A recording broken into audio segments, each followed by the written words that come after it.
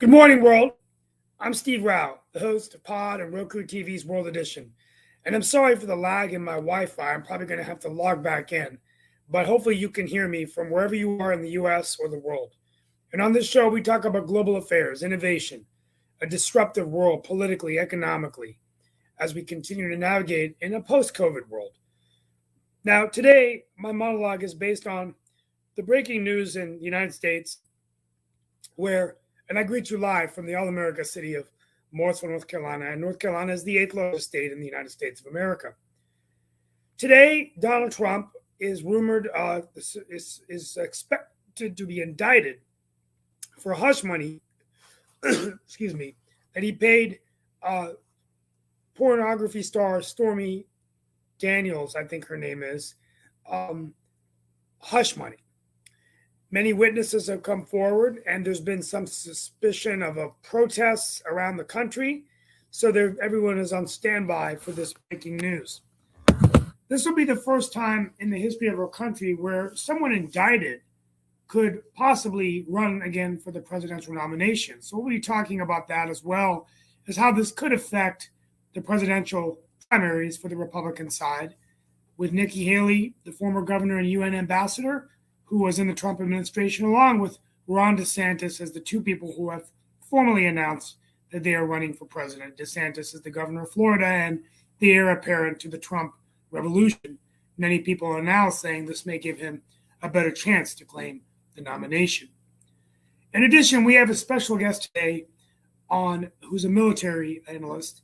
And before I bring him on, today is the day that Vladimir Putin is meeting Premier Xi from China. And I think this is a very scary and a game-changing event for United States of America, and also really makes us open our eyes about United States foreign policy.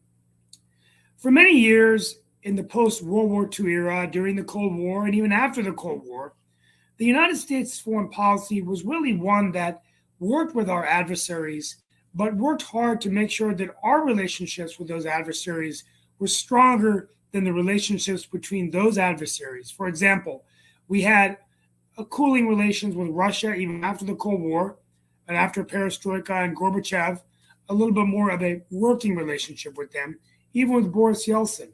Things changed a little bit in the recent years of Putin, but even in the early years of Putin's administration, things were actually relatively okay, as Russia was more focusing on democracy and being an ally of the West.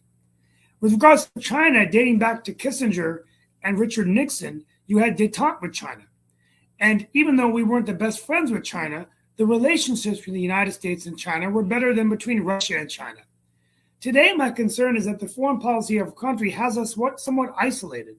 We see our adversaries getting closer, in this case, Russia, China, and let's not forget the elephant in the room, North Korea. All of these countries have increasing nuclear power. And actually, when you think about it, there's more nuclear capability today against the United States, with 3 countries developing nuclear weapons, along with Iran, than we ever had in the history of our nation. My final take is I think India is also the other conversation that needs to be had. The world's largest democracy, 5th largest economy in the world, and very soon to be 4th largest economy, is definitely making their play to be a superpower as well. I think it would behoove the White House and the administration to reach out to India and make not really an ultimatum, but say that it might be in their best strategic interests to have a stronger relationship with the United States. An India-United States relationship could play a critical role in countering the Russia, China, Korea. And let's not forget that India's military is actually one of the stronger militaries, much stronger than people give it credit for. Much, much, much stronger than Pakistan. We will talk about this in our analysis with Matthew Reed, our guest, and also get insight on other issues, including Ukraine, the economy, the banking crisis with Silicon Valley Bank, and now with Credit Suisse also announcing major layoffs as they merge with UBS. Let's get started. Today we have with us Matthew Reed. Matthew, we're going to welcome you to the show along with Mark Lee. I want to thank you for your service to our country and your insight, things I talked about, and also where we go from here. Thank you, Matthew. Thank you, sir. Glad to have you here. And like I said, I was definitely honored to reach out to you and hear you being able to talk about a number of the issues that even Steve alluded to and everything. And I do know that you have definitely served in both the U.S. Marine Corps and the U.S. Army and served in both Iraq and Afghanistan, and actually had the privilege, as my understanding, of actually being able to recognize when there were double agents and those kind of folks that were doing the stuff in the U.S. And folks don't oftentimes think about the fact that we have spies even in our own country and all along those lines. Actually, I work at a grading company. You actually heard some of that in the background earlier and everything. And actually, one of our fellow readers, and I don't know if he's still with us, but he was actually a notorious spy that actually got convicted and arrested and all in that space, and then eventually got freed, and then is now in that company. And it's not like unknown knowledge, but yes, Felix Bloch, actually, as an older gentleman, I think he's in his 80s or 90s, if he's still around, it was actually very much involved in some of that early Russian spy kind of stuff. I want to say back in the 70s and all along those lines. But I was just wondering your thoughts as to the state of the world. You kind of heard Steve mention it and everything, and definitely your notions of where we are and where we should be as a country and all along those lines, because definitely we do know that there are various military operations and we're seeing a lot of money being spent, including a lot of money being spent toward Ukraine. And some people are even wondering if that money could be used elsewhere and even help some of our issues here in the United States. But I definitely do believe in a strong military. But I was just wondering your take on where we are. Sure. Uh, Try to give you my best summary without taking too much time. So, start with Russia and Ukraine. I'll start from there. Yes. So, people may say, okay, why is this happening? It, it ties in with history. It actually goes back a long way. So, first, for the last few hundred years, every existential threat and invasion the Russians have faced or had to fight off, going back to Napoleon, the German Wehrmacht, has usually come from the West and from Western Europe. Right. To put it in perspective, in World War II, the Russians lost over 27 million people fighting off the Wehrmacht and the Nazis. They actually lost more civilians to starvation at the Battle of Leningrad than all the servicemen we lost in World War II. And so that obviously scars someone. That's certainly going to play a role in influencing their thinking. And so for centuries, they've always believed, because they got a huge country and massive borders on the south, the west, and in their minds, they've always had to find some way to expand and secure those borders. Just because of the history and the way it works. I mean, going back to the Huns and the Mongols coming in through the south, Russian geography is both a blessing and a curse. It doesn't really become a blessing for them until someone invades the country and sets the first combat boot on Russian soil. Then they can work it against them. But until that happens, how do they secure it? Well, Peter Zeihan, I know, sums this up very good. They expand and secure choke points. It's why they occupied Eastern Europe, Czechoslovakia, Hungary, Poland, Romania, Bulgaria, the Baltics after World War II. So we get to the end of the Second World War. They've occupied Eastern Europe, but they've more or less got the strategic depth that they wanted. So we come up with NATO as a way to kind of hem them in and contain them. And the way we did that was real simple. We used our Navy to patrol the world's sea lanes. And again, Peter Zeihan's analysis on this is probably better than mine. I'm using his, but he sums it up very well. We use our Navy to patrol the world's sea lanes so that the Europeans and the Japanese don't have to build empires. We do all the securing of import and exports for them. Piracy is a thing of the past thanks to the U.S. Navy. And they can import raw materials they need and export their finished goods without having to build much of a military. Okay, pretty simple. And of course, in exchange for that, they got to be on our side against the Soviets and the Russians. So pretty straightforward. So that's the system that's in place from 1947 on. Then we get to the end of the Cold War. The Soviet Union collapses. The Russians had a 60% drop in birth rate overnight, like that. And it was noticed by the Rand Corporation. And first we have that drop in birth rate, and then over about a decade and a half, what starts to happen? Millions of Russians die from drug overdoses, tuberculosis, HIV, their healthcare system collapses, alcoholism is rampant. And then millions and millions of, beautiful young Ukrainian and Belarusian girls are exported out overseas by the Russian mafia or in order brides. Do this for about 15 years and run this out. What does that do to their population? Well, gets them to the point where the Russians are basically dying off as a people right now. And by the middle of this century, Russia will likely be nothing more than a Slavic old folks' home. What that means for us is when we get to probably the end of this decade, the Russians most likely will not be able to staff a military anywhere near as big as the one that they have now. That goes for their intelligence and security services. And again, you look at Peter Zeihan's website, Zeihan on Geopolitics, has some more specific summary. That's it in a nutshell. Okay. So when we get to the point where the Russians are dying off as a people, they don't have anywhere near enough young men to make up their intelligence services or their military. Here's a $1 million question. This is separate from the war in the Ukraine. When the Russians are finally starting to die off, what happens to the thousands upon thousands of nuclear weapons they've got just sitting in storage or on their submarines or out in Siberia? Well, a whole lot of countries are going to probably try to grab at those things. And so how we contain that and stop that from happening, that's probably the single biggest strategic problem facing people who, in my former line of work as an intelligence analyst, that's one of the biggest problems we're facing now. Why are they doing this in the Ukraine? Pretty simple. If the Russians are going to do what they think they have to do to survive, which is expand and secure their borders, they have to do it before they run out of young men to staff an army. And that means they're on a time hack. So they're going hard at the Ukraine. Now, what's going to probably happen as a result of the war in the Ukraine and where this is, this is where things get a little bit more insidious as far as how the Russian intelligence services are thinking, okay? Because they may be able to screw us real good in Europe and accomplish some of their strategic military objectives, whether they win the war or not. So what's happening? Ukraine is a massive exporter of wheat, grain, and fertilizer products, right? And the countries that are heavily dependent include a lot of Middle Eastern countries and much of Africa. Okay? As a result of this war, Ukraine's import-export terminals are mostly shut down. The one place where the Russians have been successful is at occupying those ports and smashing the living daylights out of them.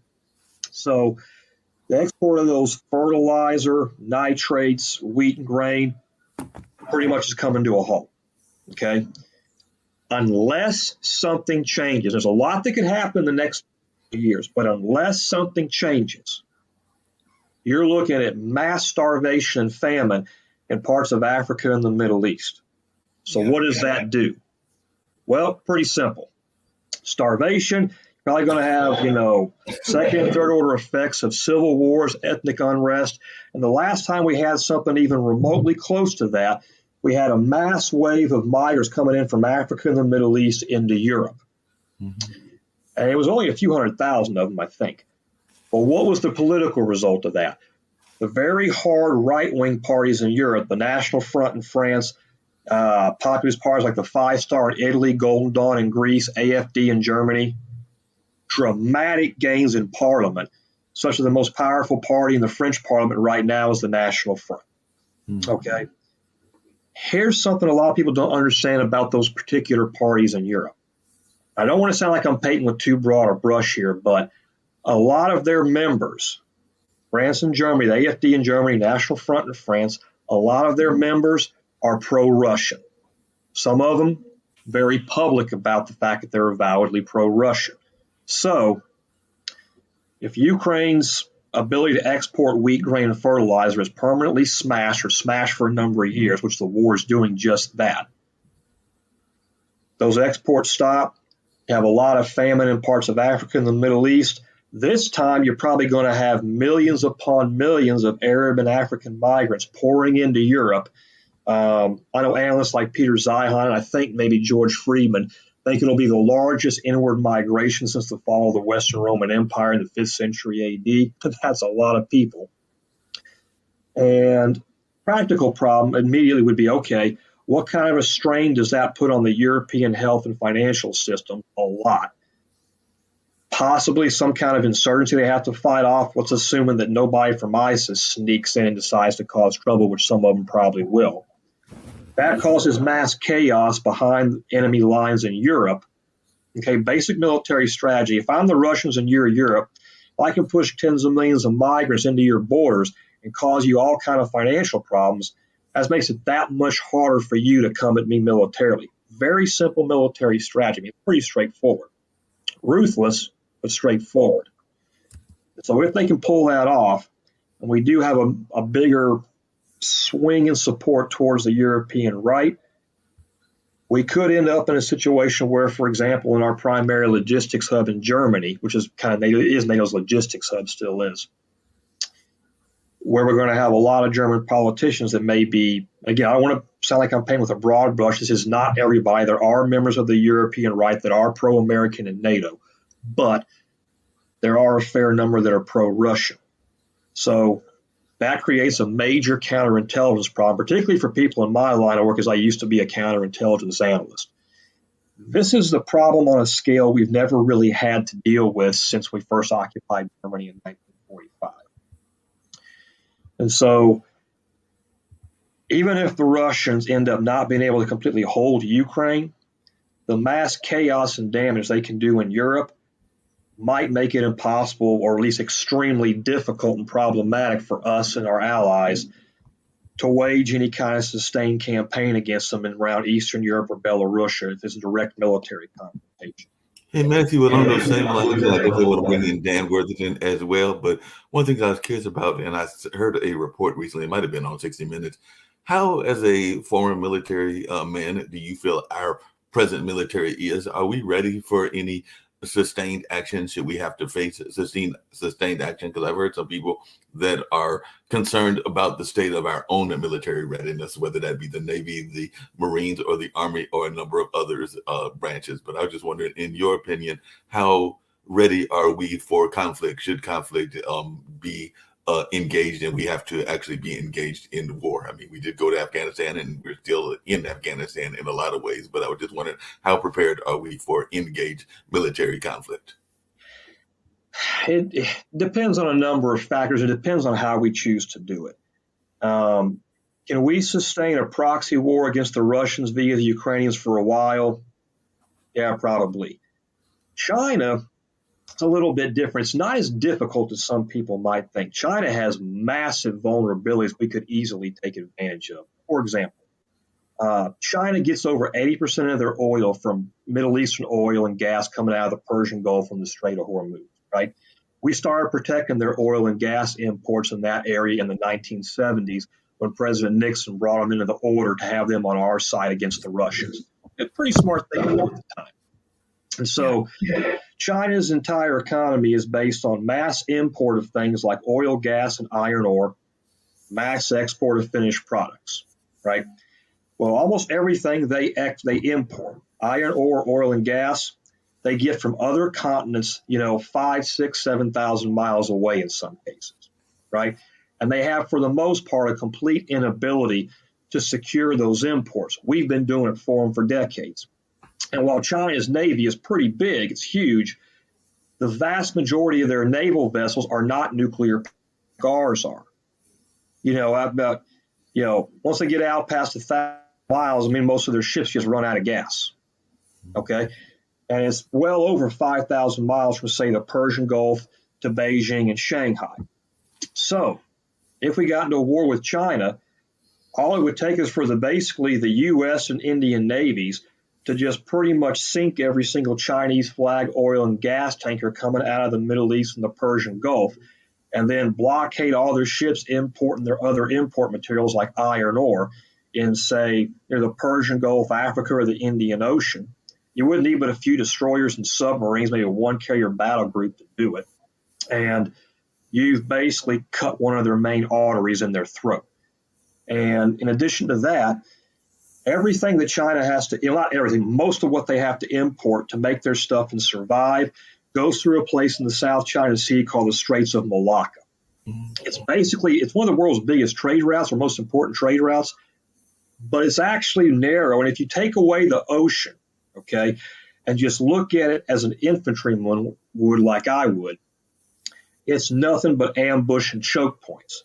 So if you notice, the U.S. Marine Corps over the past few years has gotten rid of its tank and artillery units, and they're replacing them with, guess what, anti-ship missile units.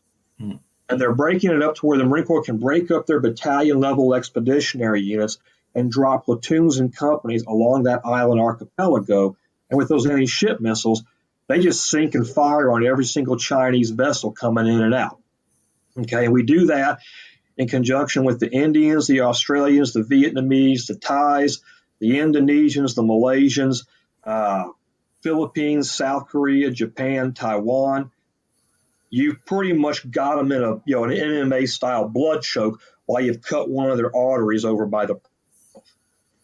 And the only way China gets out of that is to take their Navy and literally fight their way through what hems them in. They have to fight their way through Taiwan, Japan, part of the Philippines, South China Sea, Malaysia, Indonesia, Vietnam.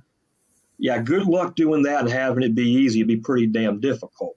And all the while they're doing this, if we want to, we've cut off their oil and gas shipments coming out of the Persian Gulf. Now, that's not all they need for energy. They do have other options. They have some coal reserves and a little bit of stuff they can get from Russia, but it's not that much. And China's been suffering through massive energy shocks. It's not known to most Americans, but quite some years ago, large swaths of their rural population had even turned to cannibalism because they can't feed all their people. Wow. And the war in the Ukraine's, they import a lot of foodstuffs from around the world. The war in the Ukraine's put a major kink in that. It's one of the reasons why some elements of China's national security people below President Xi really, really wanted to tell President Xi to tell Putin, hey, don't do this thing in the Ukraine, man. We're having enough trouble feeding our people already. But the Chinese kind of have this tradition of shooting the messenger that goes back thousands of years. Nobody wants to bring the guy on the top bad news for the most part. And I want to say it was Peter Zeihan had an interesting story about this. I can't remember what it was. It was an interesting story of something that actually happened with President Xi. But China, we would. So how does this affect? Let me ask you this: how does this affect what I talked about earlier? U.S. foreign policy. Even journalists like Fareed Zakaria have talked about how the U.S. foreign policy was always successful about making sure we're negotiating with our adversaries, but now we seem somewhat isolated, right? I mean, what advice would you have to whoever the president of the United States is now or in the future about, how do we do it? I mean, could there be a coup in Russia? Do we want to, help Russia get a government in there that's a little bit more willing to work with the West? And then we rebuild that relationship to sever the ties between Russia and China. Because right now it looks like we're headed towards strong relationships with Russia, China, and North Korea. And that's why I brought up India. I mean, because I think India is kind of the elephant in the room, actually, because they could be a game changer with their economic power, their military strength. But India, unfortunately, wants both sides of their cake and eat it too. They want to be sides with Pakistan. They want to be sides with Russia, China. They want to be sides with Russia. So don't you think it's better for the U.S. and India to be more tied together now? Oh, sure. So the relationship that our intelligence services have with India, for the most part, has always been pretty good.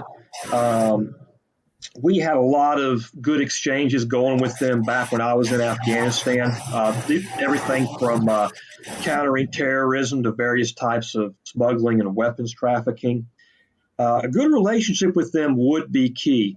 One reason being, again, if we want to really put a chokehold on China and kind of create a multi-layer blockade, the Indian Navy would be some of the best guys to help us do that. And they certainly are pretty capable. And there are a lot of people in our Department of Defense that are trying to push President Biden and future presidents towards, improving that relationship with India. I suspect a lot of this is already going on behind the scenes just because, again, thinking strategically, you want to put the chokehold on China.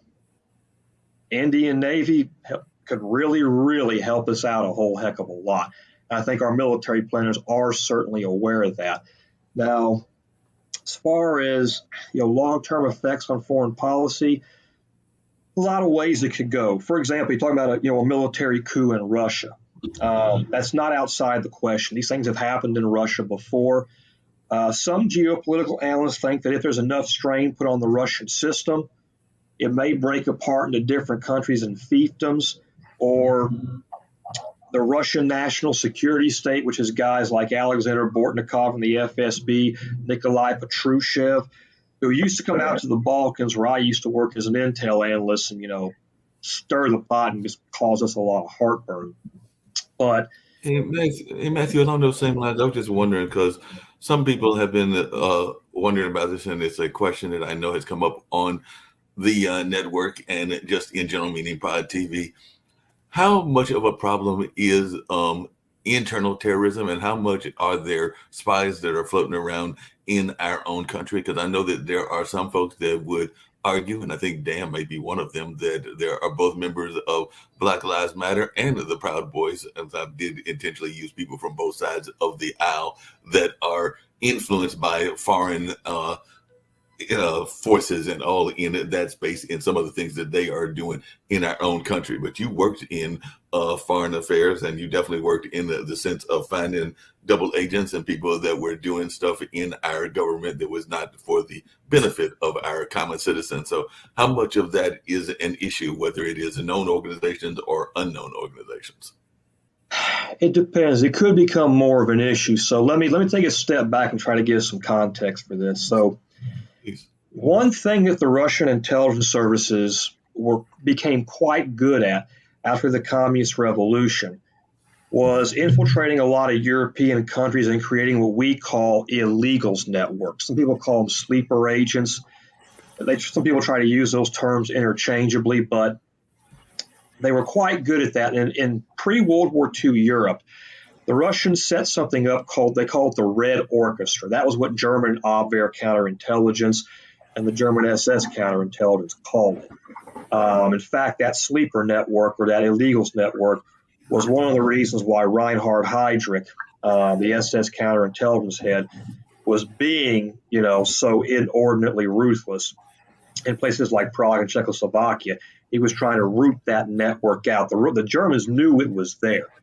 And so what the Russians were good at doing is slipping these guys in over a very slow, long period of time. So most spies, for example, might go to work out of an embassy. You use diplomatic cover. Okay, let's say you go in, we're spies. We got different passports, different names and what our real names are, and maybe we're listed as trade advisors to the ambassador. But our job is to go in slow and look for people who have access to information we want, recruit those people, get them to spy for us, steal things from their country, give it to us, so we can inform policymakers, so on and so forth. Okay, that's basic spying. And the illegals network is something different. Let me give you an example of how the Russians might do this. So they might recruit people from, say, in the Cold War, East Germany, who can obviously speak perfect German, right? And they may send them through, say, Canada on a West German passport, okay, that their intelligence services have more or less forged and were quite good at. And they live a few years in Canada, working a normal job, normal thing, whatever, maybe even going to college.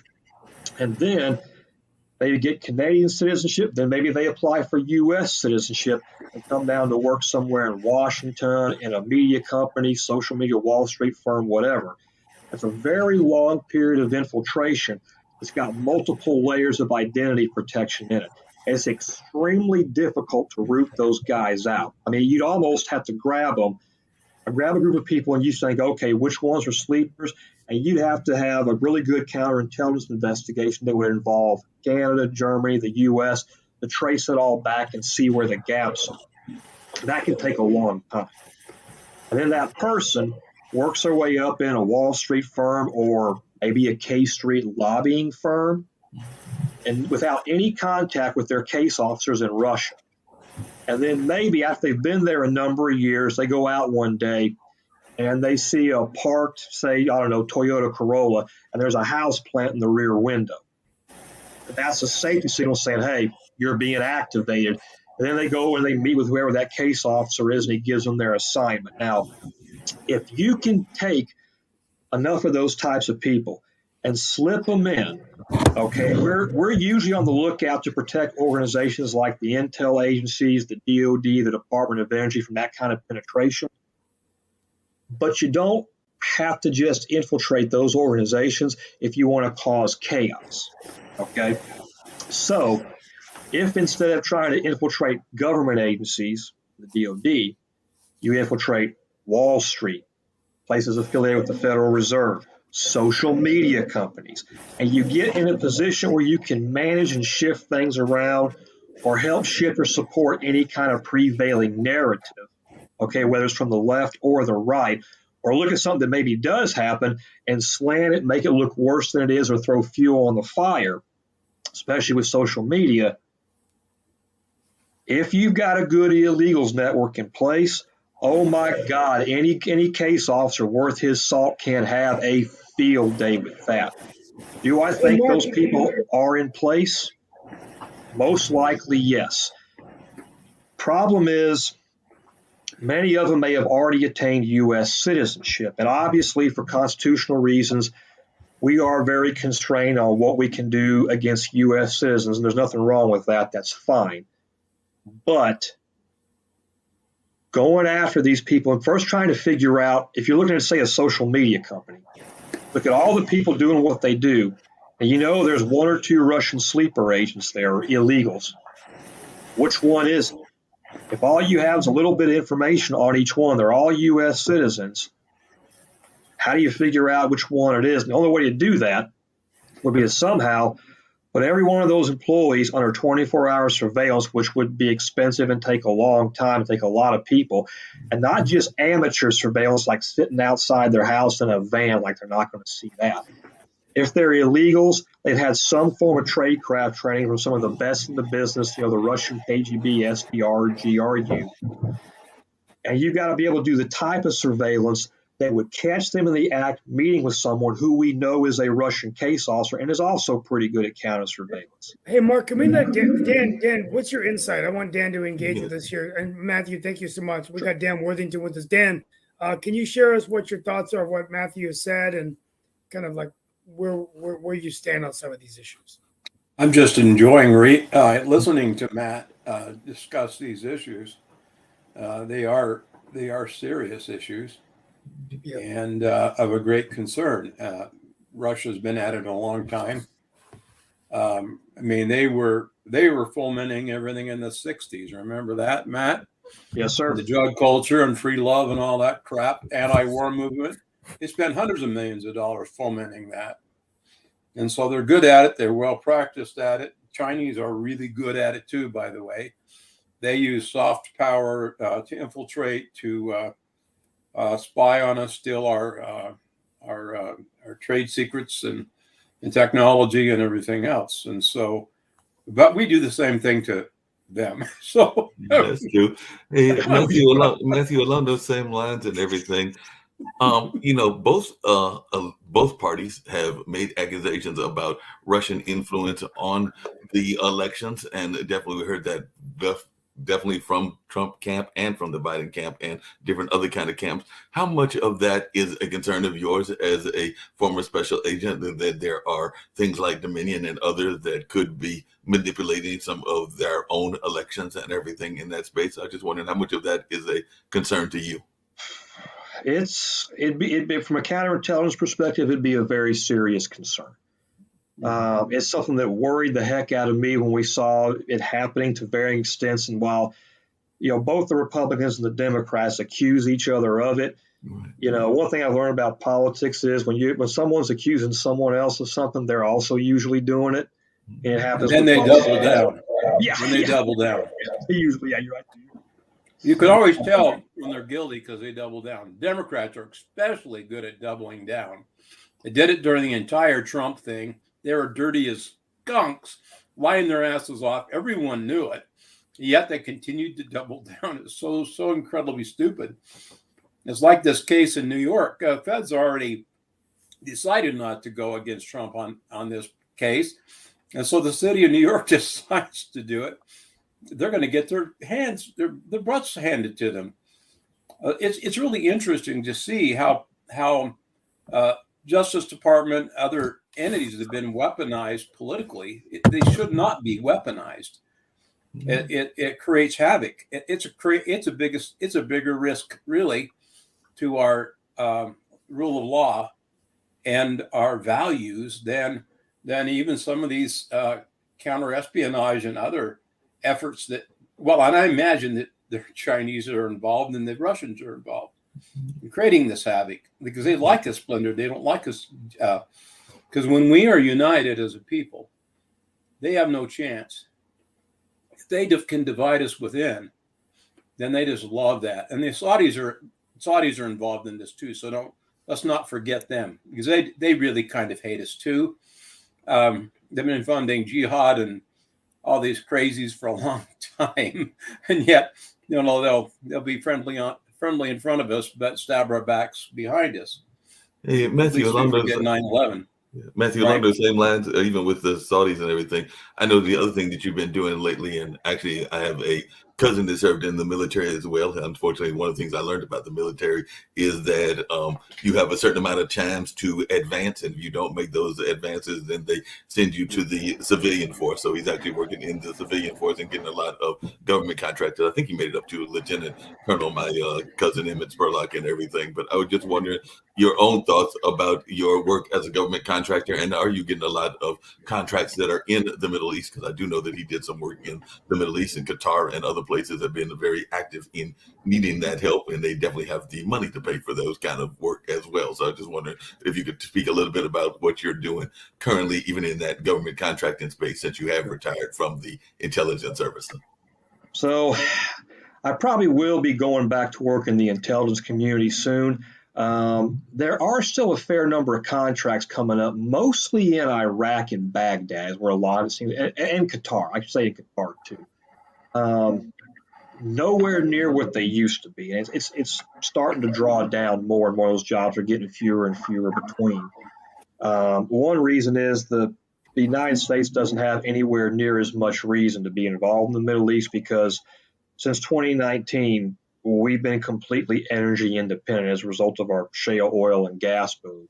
But we got no use for anything coming out of the Middle East. I mean, China and, maybe potentially Europe, if they want to stop importing stuff from Russia, would have an interest there, but not necessarily us, which is a good thing, gives us some flexibility. We can actually flip the middle finger to the Saudis now, and who cares?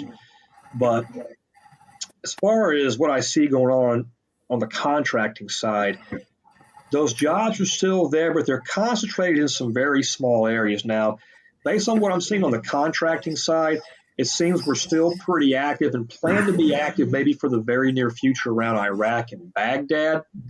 Now, how long they plan to keep those assets in place is anyone's best guess. I mean, when I was working as a counterintelligence analyst in Kosovo, and we did a massive withdrawal from Afghanistan in August of 2021, right up until the that suicide bombing that killed those soldiers, sailors, and Marines, right up until that happened, there were still contract jobs being advertised in Afghanistan as the withdrawal was happening. And I'm going, yo, man, you guys not watch the news? But just that it may indicate we stay there a little bit longer, but we could be out of there next year. Who knows? But I do get the sense that it is steadily decreasing and winding down quite a bit. No, that makes sense. What do you see as the next hot spots? We know that the war in Ukraine is a very big one. We know that there are activities in certain African nations and everything. We hear about the peace, talking about that a little bit yesterday, even though some of the folks on the panel felt that that the PLO was the only one that was being the terrorists. I actually think that there might be some terrorists on the Israeli side as well, but that's just my own personal opinions. But what do you see as the next? That's your bias. That's your bias. Well, there's a few places I would look for. I would continue to watch the Ukraine space. You never know, the Russians may decide to pull out there and hit somewhere else. They've done things like that in their past. Other places I would watch the Persian Gulf, because for a number of years now, you've had an Arab-Israeli alliance that's kind of slowly been brewing behind the scenes. It's been going on for a long time. It hasn't been talked about until fairly recently, but long story short, the Emiratis and the Israelis, because they can put two and two together, when they saw America becoming completely energy independent, they knew what that meant.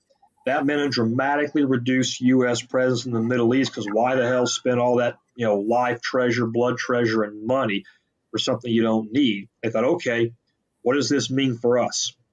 So who's the big demon in the room for both the Israelis and the Arabs? That's the Persians of Iran. The old Persian Empire is something they feared going back. Going back to the era of Parthian Rome, when the Parthians got smashed again and the Persians came back. It goes back a long way. So you take Israeli intelligence and military know-how and Israeli military technology, which is really impressive, and then you merge that with, say, Arab oil money from the Saudis, the Qataris, and the Emiratis. Boy, can that accomplish a lot. And there's no sign that alliance is ebbing and flowing in spite of what China is trying to do. What China is trying to do is work diplomatically to keep the Middle East calm, because if the Arab-Israeli alliance and the Iranians start shooting at each other, China's oil and gas lifeblood literally gets caught in the crossfire. And it's just the Chinese are not stupid. They can see that. So they're trying to head that off. Now, key question is, will they be successful? Do you think China will invade Taiwan? A long time ago, I might have said it was unlikely, but given all the internal problems China's having now, and the fact that Xi is like one of their most ethno-nationalist leaders they've had in their history, one of the things that Chi-Com Party, the CCP, has to do is find some way to keep their population subdued or fat, dumb, and happy, and they're losing the ability to do that. A propaganda victory in their mind would be a good thing. Now, let's say they do invade Taiwan, okay? Let's just say they invade Taiwan and they start blowing things up. Here's a question. Given how advanced Taiwan is technologically, can anyone be certain that the Taiwanese don't have their own cache of nuclear weapons stashed somewhere? And if they're facing being destroyed, will they hesitate to use them? Probably not. Now, let's say the Taiwanese don't have any nukes, okay? If the Chinese invade Taiwan, the second the first Chinese Army combat boot hits their soil, you can bet the South Koreans and definitely the Japanese are going to start building their own nuclear weapons. The Japanese will point them right at Beijing.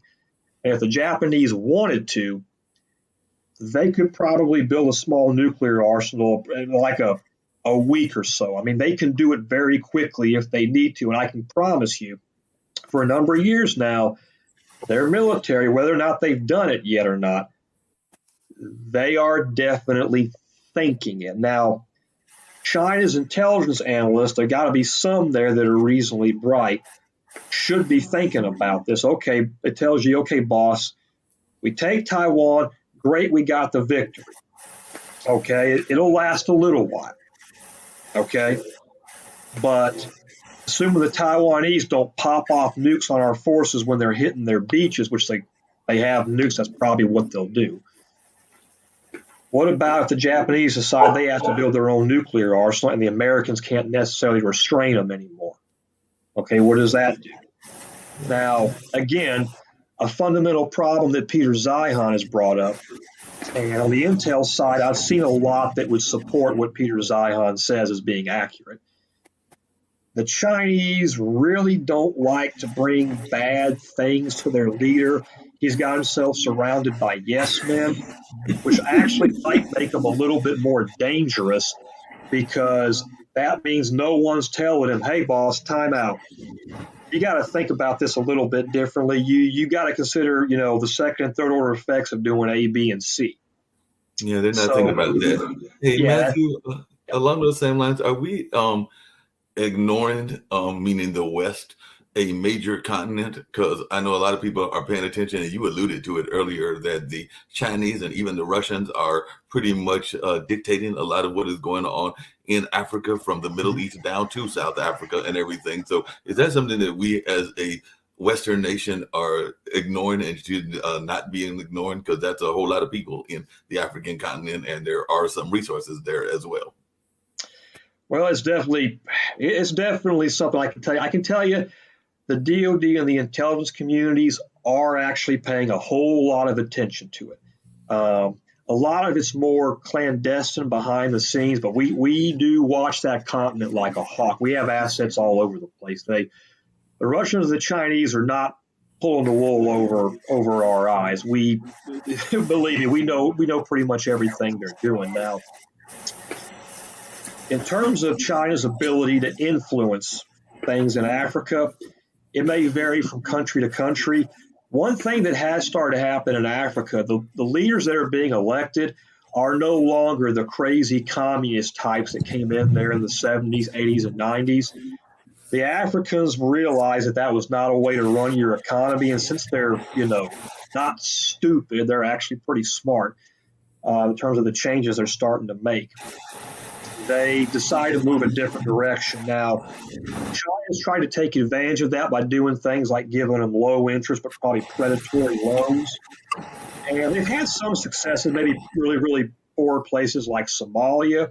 Mm-hmm. However, a lot of countries in Africa, old Zimbabwe, which used to be Rhodesia, South Africa to a certain extent, a lot of the politicians that are coming to power in their parliaments are more nationalists. And a whole lot of them are winning on slamming the hell out of the Chinese as not being their friend, not being trustworthy. And the African politicians are not stupid. They can see what the Chinese are up to. And now that could go a lot of different ways.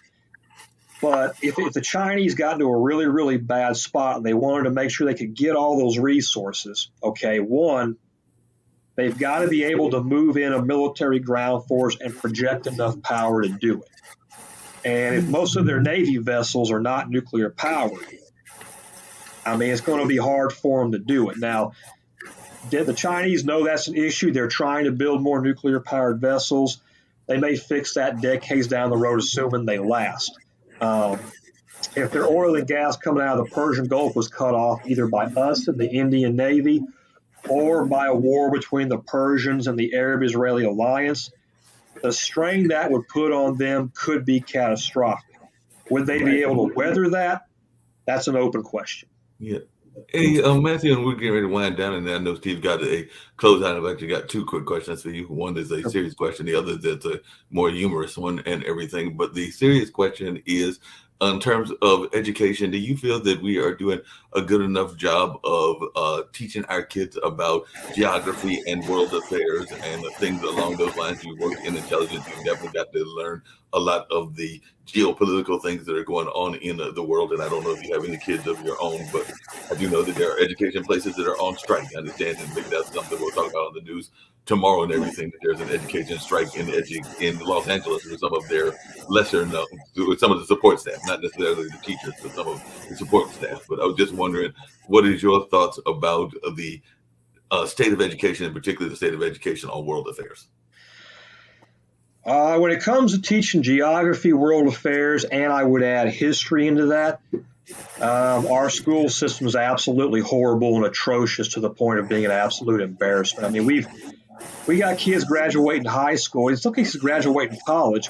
They can't find Ukraine on a map. It just boggles my mind. I mean, and our lack of teaching geography and history, the way the Iraq War went for us is a classic example. Okay, here's how I used to illustrate that. So we're not the first country to invade that area, invade Mesopotamia.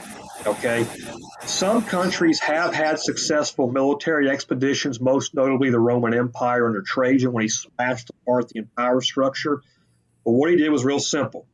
Clear objective, went in hard and fast, used his legions to fight almost in a guerrilla warfare style against the Parthians while he sailed his main military force down the Tigris and Euphrates River, smashed their capital, and then he turned around and got the hell out. Why? Well, that region has had a tradition of hit and run guerrilla warfare going back thousands of years.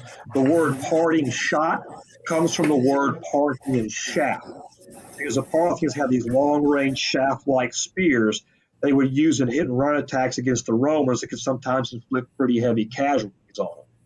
Constant problem for the Romans anytime they dealt with them. So, especially in the Anbar region of Iraq, there's a tradition of guerrilla warfare going back thousands of years. And then we go in and occupy Iraq, and when we start having problems in, of all places, Al-Anbar, Ramadi, Fallujah, our DOD guys and our generals act surprised, and I'm like, do you guys not read your history? I'm pretty sure the only general who wasn't surprised was Jim Mattis, and that's because he's such a man of history. And so our leaders, the Bush administration, Rumsfeld, it was obvious to anyone watching, they did not have a clue what they were really doing in terms of how they executed that mission. And had they studied the history of Alexander the Great, the Romans, they would have definitely not made near as many mistakes. So teaching geography, world affairs, and history in most of our educational institutions, it's so horrible that I cannot imagine it having anything but a horrifying effect on our future. Because those people, that uninformed, they all get to vote. And in many cases, the politicians they elect will be a reflection of them. And in the long run, there's no way that turns out good. No, definitely. I did promise you that I was going to ask you because I do know that it's one of your hobbies and everything. And I have a friend that is in that same space. They actually told me that I needed one of those plans for my own escape should something happen in this world and everything. So I did promise you that I was going to ask you a teasing question. So I'm going to ask it right now, because I understand that you are also a person that is very serious about all of these issues, but you also have fun as well. And you are prepared for the zombie apocalypse. So and I've got a friend who told me that I need an escape plan and that the zombies are coming and all in that space. So what is a plan for a zombie apocalypse? And am I in deep trouble? Because if they come in that door, I don't know that I could run that fast. And there's no way to get out if they come through that door. Well, you don't have to necessarily run faster than the zombies. You just have to run faster than anybody else they're after. There's one way to look at it. But, as far as an escape plan, depends on where you live. If you're going to escape someplace, you want to have a bolt hole, medical supplies, food supplies, definitely lots of clean water, a more rural area, someplace that's isolated, but someplace that maybe only has one or two ways in or out, someplace that is defensible, and in some places on high land where you can set up an observation point to look around. That's going to give you your best chance of survival. And of course, if it's zombies, you're going to want some semi-automatic firepower that you can shoot reasonably accurately. Because I think you have to shoot zombies in the head, so you don't want to miss. Brains. Yeah, that's if only I think somehow make a death ray, that'd be even better. But you want something along those lines. If you can set something like that up, your chances of survival increase dramatically. It makes sense and everything. Right. Tell folks how they can reach you, and then I'm going to turn it over to Steve for the closeout and everything. But how can they reach you? And I do understand you have some books out as well. So yes. You want to tell folks about the books as well. Sure. So best way to reach me is at my email, hybridnovelist@yahoo.com, or just look it up on my Amazon author page. Series of books that I write. Here's one. Okay. And nice little cover. That's In the Death of Night 2.0. That's about a retired CIA case officer who manipulates a Russian mafia syndicate in Houston and then slaughtering and killing terrorists and spies from Iran, Saudi Arabia, Syria, Al-Qaeda. It was something similar to what we did in World War II to the German and Italian intelligence networks. Mark, if you could send me his email. You could send me his email in my We'll definitely email. do that. That's a Well, we're that's a going to go short ahead and get ready for closeout. Yeah. I've got to The leave. Jackals of Babylon, just tell me about that really quickly as well. It's a short story collection about mercenaries and assassins. One story is about the Enron executives being whacked and ambushed by mercenaries hired by their former shareholders. Wonderful. Well, I appreciate you being on, Matthew, and look forward to hopefully getting you back on some future shows as well. But you are a tremendous guest. Glad that I was able to find you, and hope that you'll make a return trip. I see that Dan even liked you as well. See, Dan, I can't go fast to folks that are more on the conservative side. You thought I only found liberal guests. Yeah, I mean, you did a good job, Mark. You shouldn't have Well, mentioned the we want to thank you, Palestinians, Matthew. And as I begin my closeout, we didn't get to talk about the Donald Trump situation, but nothing's really been decided yet. So there might be news tomorrow. We could talk about that, how it impacts the elections. We'll update everyone on the war in Ukraine. With Sasha Starr returns tomorrow, and continue our discussion on just the foreign policy of the U.S., what's going on globally, and the elephant in the room is obviously the Silicon Valley bank crisis. And will this become another crisis? As Credit Suisse is now in danger, and many entrepreneurs are facing liquidity problems, worried about how they bankrupt Silicon Valley Bank. So we'll talk about that tomorrow. My closeout is yesterday I had the honor of being with Chancellor Randy Woodson at NC State for a very special event welcoming Charlie Baker, who's the current president of the NCAA, but the former governor of Massachusetts, to sign and talk about his book, Results: Getting Beyond Politics and Getting the Work Done. This book was really written by him and his chief of staff, Steve Kadish, a Democrat. And the story is actually how Governor Charlie Baker went on to become one of the more popular governors in Massachusetts history, winning his first election with a very narrow margin, but then winning his second election with very high margins. And how this Republican problem solver worked with his Democratic chief of staff to come up with one of the most successful gubernatorial administrations in state history. His advice to young NC students is public service can still be noble if you're in it for the right reasons. I was quite impressed with Governor Baker, his intelligence, his knowledge of the issues, his get it job done style, and the fact that he pulled all Massachusetts citizens together, residents together, not so much focusing on party and partisanship.